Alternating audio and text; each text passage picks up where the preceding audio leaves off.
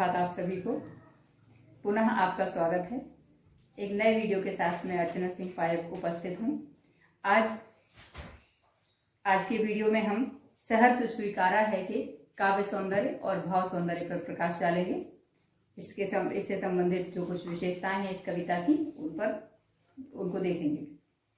तो इसको स्टेंजा में डिवाइड करते हैं। पहला स्टेंजा, जिंदगी में जो कुछ है से शुरू होकर के संवेदन तुम्हारा है, यहाँ तक ये है। इसके भाव सौंदर्य की बात करते हैं। सबसे पहले भाव सौंदर्य के अंतर्गत हम इसके अंदर जो विशेष बात देखते हैं वो ये है कि कवि ने सब कुछ सहर्ष स्वीकार करने के लिए कहा है, और वो इसलिए क्योंकि यह सब उसके प्रिय को प्यारा है। दूसरी बात एक जो विशेष आई है, गर्वीली गरीबी और गंभीर अनुभवों की, विचार वैभव की। तो इससे संबंधित हम कहेंगे कि गर्वीली गरीबी गहनतम अनुभूतियों, विचार समृद्धि, व्यक्तित्व की दृढ़ता, तरल अनुभूतियों का प्रवाह, ये सब उसका कवि का अपना है और उसका सर्वथा मौलिक है, और उसके प्रिय को भी यह सब इसीलिए प्यारा है। दूसरी विशेषता ये देंगे। तीसरी विशेषता, पूर्ण सचेत अवस्था में कवि जिन अनुभूतियों को अपने हृदय में महसूस कर रहा है वे उसके प्रिय की संवेदनाएं हैं। तीन खास बातें इसके बारे में बताने के बाद शिल्प सौंदर्य पर चलते हैं। सबसे पहले भाषा। इस कविता की भाषा साहित्यिक खड़ी बोली है, जिसमें तत्सम शब्दों का भी प्रयोग है और विदेशक शब्दों का भी प्रयोग है।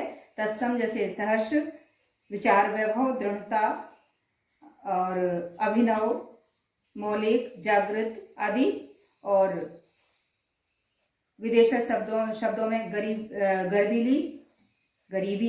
गरीबी एक उर्दू शब्द है, जिंदगी ये भी एक उर्दू शब्द है। तो इस प्रकार से ये विदेशक शब्द भी हैं कुछ, और अधिकतम तत्सम शब्द हैं। इसके बाद शैली की विशेषताएं। शैली इसकी आत्मकथात्मक है, वर्णनात्मक है और समास शैली है। समास शैली वह शैली के बारे में आपको बताऊं, वह शैली होती है जिसमें वाक्यांशों को शब्दों में बदल देते हैं, अर्थात संक्षिप्त कर देते हैं। जैसे कि हम देखते हैं विचार वैभव, तो विचारों का वैभव, और गर्वीली गरीबी, वह गरीबी जिस पर कवि को स्वाभिमान है। तो इस प्रकार से ये समस्त पद हैं, ये संक्षिप्त रूप हैं, वाक्यांशों के संक्षिप्त रूप हैं। तो ये समास शैली हुई। छंद, इसमें मुक्त छंद का प्रयोग किया गया है। अलंकारों की चर्चा करें। अलंकारों में सबसे पहले सहर्ष स्वीकारा है, सवर्ण की आवृत्ति के कारण। इसमें अनुप्रास अलंकार, गर्वीली गरीबी, यहाँ भी अनुप्रास, विचार वैभव, यहाँ भी अनुप्रास, और गर्वीली गरीबी इसमें मानवीकरण भी है।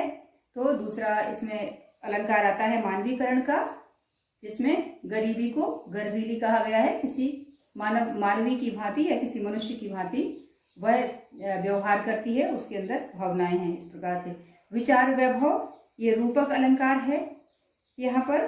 तो विचार वैभव, विचार रूपी वैभव जो कवि के पास है, तो विचार वैभव में रूपक अलंकार है। इसके बाद पुनरुक्ति प्रकाश अलंकार भी है, इसलिए कि पल पल शब्द की आवृत्ति के कारण इसमें पुनरुक्ति प्रकाश अलंकार है। काव्यत्व की एक दो और प्रमुख विशेषताएं हैं जो इस कविता में दिखाई देती हैं, वो है मौलिक है। शब्दांश की जो वाक्यांश है इसकी आवृत्ति की गई है, तो मौलिक है कि आवृत्ति के माध्यम से काव्य के प्रभाव को सघन किया गया है। और दूसरा, अर्थ के स्तर पर लय एवं भाव प्रवणता इस कविता को प्रभावशाली बना देती है। ये तो इस स्टैंजा के जो भाव सौंदर्य और शिल्प सौंदर्य थे की विशेषताएं थी वे थी। इसके बाद में अगला स्टैंजा है, जाने क्या रिश्ता है, जाने क्या नाता है से प्रारंभ होकर मुझ पर त्यों तुम्हारा ही खिलता वह चेहरा है। तो इसके भाव सौंदर्य में हमको मुख्य बिंदु जो देने हैं वो ये हैं कि कवि अपने संबोध्य के साथ रिश्ते को कोई नाम देने में असमर्थ है। वो इस पंक्ति के माध्यम से कहता है कि जाने क्या रिश्ता है, जाने क्या नाता है। तो अपने संबोध्य का अर्थ आप समझते हैं जिसको संबोधित किया जाता है। तो संबोध्य मतलब जिसको संबोधित किया गया है। यहाँ संबोधित किसको किया जा रहा है? कवि अपने प्रिय को संबोधित कर रहा है। तो उस रिश्ते को कवि कोई नाम देना नहीं चाहता है। फिर इसके बाद में इसमें ये चर्चा की गई है, दिल में क्या जितना भी उड़ेलता हूँ भर भर फिर आता है, दिल में क्या झरना है मीठे पानी का सोता है। तो यहाँ पर झरने व मीठे पानी के स्रोत के माध्यम से कवि ने अपने हृदय में स्थित प्रेम की अनंत धारा की ओर संकेत किया है। और तीसरी इसकी विशेषता, मुस्काता चांद जो धरती पर रात भर, मुझ पर त्यों तुम्हारा ही खिलता यह चेहरा है। तो इस पंक्ति में एक विशेष भाव सौंदर्य है। तो कवि कहता है, चांद के साथ कवि ने अपनी प्रेयसी के खिलते चेहरे की तुलना बड़ी बारीकी से की है और उसमें साम्य दिखाई देता है। चांद की रोशनी समेत चांद में और प्रेयसी का चेहरा जिसकी मुस्कुराहट सदा खिलती रहती है। तो ये भाव सौंदर्य था इसका। इसके बाद शिल्प सौंदर्य की चर्चा करें। शिल्प सौंदर्य में वही हमको सबसे पहले भाषा के बारे में बताना है। भाषा इसकी सरल है, सहज प्रवाहमान है, प्रवाह इसका बहुत सहज है और साहित्यिक खड़ी बोली है। फिर शैली आत्मकथात्मक शैली है, विश्लेषणात्मक शैली है। विश्लेषण कर रहा है कवि अपने उस भाव का जो उसके मन में घटित हो रहा है कि जितना भी उड़ेलता हूँ भर भर फिर आता है क्या झरना है। तो इस प्रकार से यहाँ वो विश्लेषण भी कर रहा है। तो आत्मकथात्मक शैली तो पूरी कविता में रहेगी। यहाँ विश्लेषणात्मक भी है शैली और छंद मुक्त छंद है। अलंकारों में इसमें कई सारे अलंकार दिखाई देते हैं। सबसे पहले तो अंत्यानुप्रास दिखाई देता है, जितना भी उड़ेलता हूँ भर भर फिर आता है। अंत्यानुप्रास क्या होता है? अंत्यानुप्रास होता है जब किन्हीं एक से अधिक शब्दों के अंत में वर्ण की आवृत्ति होती है। यहाँ पर भर भर फिर में र वर्ण की आवृत्ति अंत में हुई है, शब्द के अंत में हुई है, इसलिए ये अंत्यानुप्रास कहलाता है। तो भर भर फिर में अंत्यानुप्रास है। और इसके बाद प्रश्नालंकार है। इसमें जाने क्या रिश्ता है, जाने क्या नाता है, जितना भी दिल में क्या झरना है। तो ये तीनों जो प्रश्न दिखाए गए हैं इस कविता में, तो यहाँ प्रश्नालंकार घटित होता है। फिर विरोधाभास भी है। विरोधाभास अलंकार ये होता है कि कारण से उल्टा कार्य होना, वो विरोधाभास अलंकार कहलाता है। किस प्रकार से विरोधाभास है कि कवि कहता है जितना भी उड़ेलता हूँ भर भर फिर आता है। उड़ेलने के बाद क्या होना चाहिए? खाली होना चाहिए। उड़ेलने का कार्य होने पर, उड़ेलना कारण होने पर कार्य क्या होना चाहिए कि वहां रिक्तता आनी चाहिए। कोई सी चीज हटा दी जाती है तो उसकी जगह पर वो खालीपन आना चाहिए। लेकिन वो कहता है कि जितना भी उड़ेलता हूँ भर भर फिर आता है। कवि कहता है उड़ेलने के बाद भी भर रहा है, खाली नहीं हो रहा है, तो ये उल्टा काम हो रहा है, विरोधी काम हो रहा है। तो इसलिए यहाँ विरोधाभास अलंकार भी है। और मुस्काता चांद ज्यों धरती पर रात भर, मुझ पर त्यों तुम्हारा ही खिलता वह चेहरा है। कवि कहता है कि जिस प्रकार से चांद धरती को देखकर रात भर मुस्कुराता रहता है, उसी प्रकार से तुम्हारा चेहरा भी मुझे देखकर खिलता रहता है। तो यहाँ ज्यों और त्यों शब्द आए हुए हैं। उपमेय और उपमान के बीच में समानता है। ज्यों त्यों शब्दों के कारण से यहाँ उत्प्रेक्षा अलंकार हो रहा है। उत्प्रेक्षा अलंकार क्या होता है वो भी आपको एक वाक्यांश में बता दूं। उत्प्रेक्षा अलंकार वो होता है जब उपमेय में उपमान की संभावना की जाती है। तो यहाँ उत्प्रेक्षा अलंकार भी हो रहा है। दूसरा एक और अलंकार है, वो है पुनरुक्ति प्रकाश अलंकार। फिर से है क्योंकि भर भर इसमें पूरे शब्द की आवृत्ति आई है, तो भर भर शब्द के कारण से पुनरुक्ति प्रकाश अलंकार भी इसमें है। तो ये इस स्टेंजा के, इस छंद के अलंकार, शिल्प सौंदर्य, काव्य सौंदर्य, भाव सौंदर्य सारा था इसमें। इसके बाद में आगे, सचमुच मुझे दंड दो कि भूलूं मैं तुम्हें भूल जाने की से लेकर के और बहलाती सहलाती आत्मीयता बर्दाश्त नहीं होती, यहाँ तक। इस छंद में हम अलंकारों की भी, शिल्प सौंदर्य की भी बात करें और काव्य सौंदर्य की भी बात करें, भाव सौंदर्य की भी बात करें। भाव सौंदर्य सबसे पहले यहाँ ये मधुर स्मृतियां कवि को कष्ट देती हैं और वह इनको भूल जाना चाहता है। कवि अपने जीवन की उन मधुर स्मृतियों को भूल जाना चाहता है और उनके लिए दंड भी पाना चाहता है। तो हम संक्षेप में लिखेंगे, कवि अपनी परिस्थितियों संभवतः वियोग के कारण अब इन मधुर स्मृतियों को भूल जाना चाहता है, क्योंकि यह भावार्द्रता उसे कमजोर बना रही है। दूसरा कि प्रिय की स्मृतियों को भुलाना उसने स्वयं दंडनीय माना है। वह मानता है कि यह न्याय नहीं है उसके प्रिय के साथ यदि वह उसकी स्मृतियों को भुलाता है। तो तीसरी बात एक और, प्रिय की स्मृतियों के उजाले से दूर होने पर वह अनंत अंधकार में डूब जाएगा। कवि ऐसा जानता है, इस बात को मानता है कि यदि वह इन स्मृतियों से दूर हो जाएगा तो अनंत अंधकार में वो डूब जाएगा। प्रिय की स्मृतियों से घिरा रहकर वह स्वयं को कमजोर और अक्षम महसूस करता है, इसलिए वह इनसे बाहर आना चाहता है। तो ये सारे भाव सौंदर्य थे और इसमें चूंकि ये स्टैंजा बड़ा है तो और भी बातें आती हैं, जैसे छटपटाती छाती को भवितव्यता डराती है। तो कवि के हृदय को भविष्य की अप्रिय कल्पनाएं डराती हैं। भविष्य के बारे में सोच करके कवि भयभीत हो जाता है और बहलाती सहलाती आत्मीयता बर्दाश्त नहीं होती है। ये भी बहुत विशेष भाव है इसका। तो कवि कहता है कि वह दृढ़ता पूर्वक हर परिस्थिति का सामना करना चाहता है।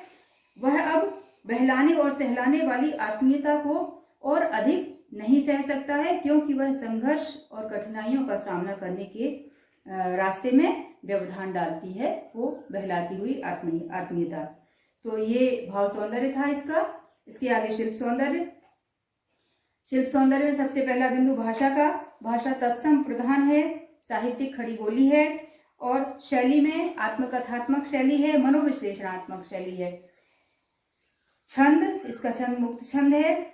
अलंकार, अलंकारों में दंड 2 द वर्ण की आवृत्ति के कारण से अनुप्रास अलंकार घटित हो रहा है।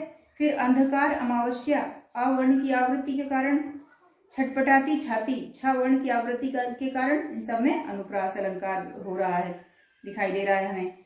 और फिर अंत्यानुप्रास भी है, जैसा कि मैंने आपको पिछले स्टैंजा में बताया था। अंत्यानुप्रास मतलब शब्दों के अंत में वर्ण की आवृत्ति होती है, उसको शब्द के अंत में वर्ण की आवृत्ति होती है। हर शब्द के अंत में लगातार वर्ण की आवृत्ति हो रही है तो उसको कहते हैं अंत्यानुप्रास। तो यहाँ पर भी आप अंत्यानुप्रास यहाँ देख सकते हैं। अंतर में पालू में, झेलू में, नहालू में, लू में, लू में, लू में ला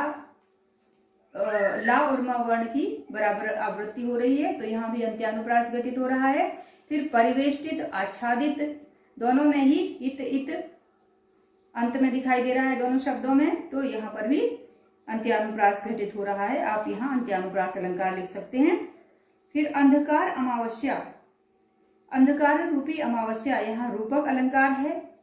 दक्षिण ध्रुवी अंधकार, उस अंधकार की सघनता को दिखाने का प्रयास किया है कवि ने, तो दक्षिण ध्रुवी जो विशेषण है और अंधकार अमावस्या यहाँ पर रूपक अलंकार घटित हो रहा है। फिर आगे आता है भवितव्यता डराती है, भवितव्यता भयभीत कर रही है, तो यहाँ भवितव्यता का मानवीकरण किया है कवि ने और वह कहता है कि भविष्य जो आने वाला है, आने वाला प्रारब्ध है, वो कवि को डराता है, भयभीत करता है, तो इसलिए यहाँ पर वो डराने का काम कर रहा है। तो यहाँ पर मानवीकरण अलंकार घटित हो रहा है।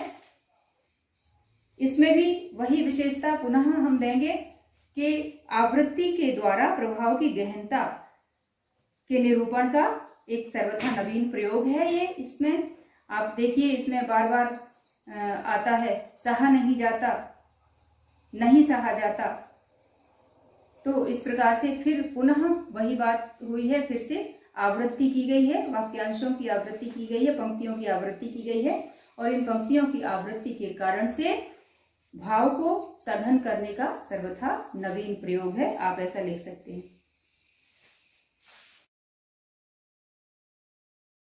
आखिरी स्टैंजा, सचमुच मुझे दंड दो कि हो जाऊं पाताली अंधेरी, पाताली अंधेरे की गुहाओं में, विवरों में, धुएं के बादलों में बिल्कुल लापता, यहाँ से लेकर इसलिए कि जो कुछ भी मेरा है वह तुम्हें प्यारा है। इस काव्यांश के अंदर भी हम सबसे पहले भाव सौंदर्य देखेंगे। कवि मानता है कि अतिशय मोह भी त्रास का कारण होता है, तकलीफ देता है। कवि पाताली अंधेरी गुफाओं के विवरों में लापता होकर प्रिय की स्मृतियों से भागना चाहता है, लेकिन भाग नहीं सकता, क्योंकि वहां भी उसे उस प्रिय का प्रेम ही रास्ता दिखाएगा और वही उसकी प्रेरणा शक्ति बनेगा।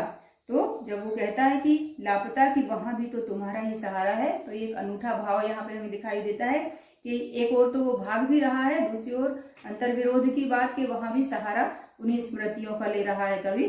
तो कवि कहता है कि ये स्मृतियां ही तो उस संघर्ष से जूझने के लिए उसका प्रेरणा स्रोत है, उसके लिए एक मनोबल को बढ़ाने का तरीका है। वही स्मृतियां जो उसके प्रिय की स्मृतियां हैं, तो एक ओर भागना भी चाहता है, दूसरी ओर उन पाताली अंधेरी गुफाओं में भी वो प्रेम ही उसे रास्ता दिखाएगा।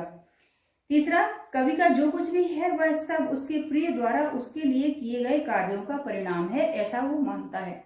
इसमें कवि जो ये कहता है कि सभी वह तुम्हारे ही कारण के कार्यों का घेरा है, कार्यों का वैभव है। तो इन पंक्तियों में कवि ये कहना चाहता है कि उसका जो जीवन है वह सब उसके प्रिय द्वारा किए गए कार्यों का परिणाम है। उसके आसपास जो भी वस्तु, जो भी उपादान, जो भी स्थितियां, परिस्थितियां हैं, वो सब उसके प्रिय ने उसके लिए, उसको केंद्र में रखकर या उसको ध्यान में रख करके उसके लिए बनाई हैं, और इसलिए सब कुछ उसको प्यारा है, क्योंकि उसके प्रिय को ये सब कुछ प्यारा है। तो सब कुछ जो भी है उसके प्रिय द्वारा उसके लिए किए गए कार्यों का परिणाम है और वह प्यारा है। शिल्प सौंदर्य, सबसे पहले भाषा, इसमें थोड़ा सा हम देखते हैं, भाषा में थोड़ा सा भाषा के लहजे में हम थोड़ा सा परिवर्तन पाते हैं। यहाँ लोक प्रचलित शब्दों का प्रयोग कवि ने बार बार किया है, जैसे लापता हो जाऊं, गुफाओं की जगह गुहाओं कर दिया है, ठीक है, और बिल्कुल लापता, सहारा। तो इस प्रकार से कुछ शब्द ऐसे आए हुए हैं जो कि लोक प्रचलित शब्द हैं। तो आम बोलचाल की भाषा का भी इसमें सहारा लिया गया है, यानी प्रयोग किया गया है। तो लेकिन इस प्रयोग का उद्देश्य है भाषा को जीवंत बना देना। कवि ने भाषा को जीवंत बनाने के प्रयास में इन शब्दों का प्रयोग किया है, और बाकी वही सारी विशेषताएं हैं। भाषा संस्कृत निष्ठ है, साहित्यिक खड़ी बोली है, आप चाहें तो इनको यथावत लिख सकते हैं। सहज प्रवाहमान है और भाव प्रवण भाषा दिखाई देती है। भावों को भली भांति धारण करने की क्षमता वाली भाषा को भाव प्रवण भाषा कहते हैं। तो भाव प्रवण दिखाई देती है। शैली, पूरी कविता में आत्मकथात्मक शैली थी, आप यहाँ भी लिख सकते हैं। और मनोविश्लेषणात्मक शैली, कवि ने मन के भावों को, अपने मन के भावों को बड़ी खूबसूरती से व्यक्त किया है। तो इस प्रकार से ये मनोविश्लेषणात्मक शैली भी होती है। छंद, पूरी ही कविता मुक्त छंद में है, यहाँ भी आप वही लिखेंगे। अलंकार, इस अंश में बहुत अधिक अलंकारों का बोझ नहीं है।